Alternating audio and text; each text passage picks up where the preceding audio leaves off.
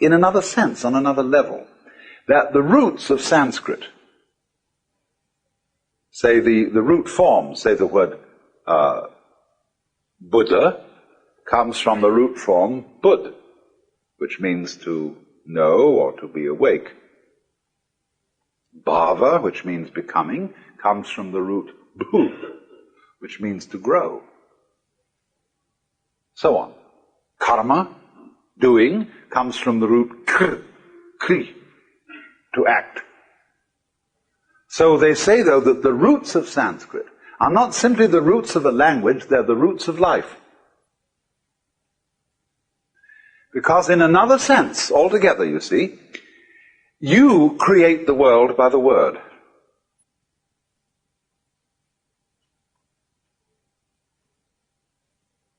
And this is something that we're not very conscious of. It's the way you think that determines your basic reactions to what happens. In the words of Shakespeare, there is nothing either good or ill, but thinking makes it so. Thinking is talking to yourself inside your head. And we, through this, build up all sorts of weird notions. We say, for example,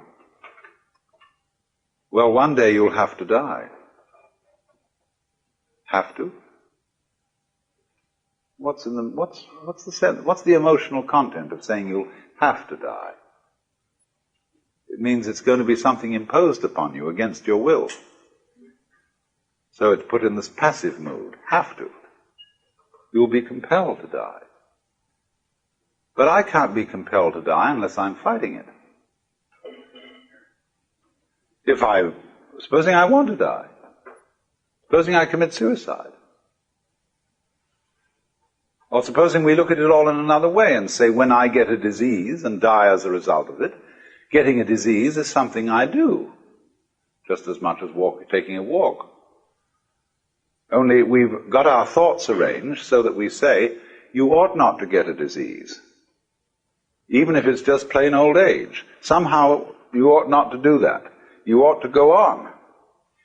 And therefore, you can't say, when death comes about, well, to put it in the words of Robert Louis Stevenson, I laid me down with a will. Because we've got this hang-up about life being divided into two parts. Things that we do, on the one hand, and things that happen to us on the other.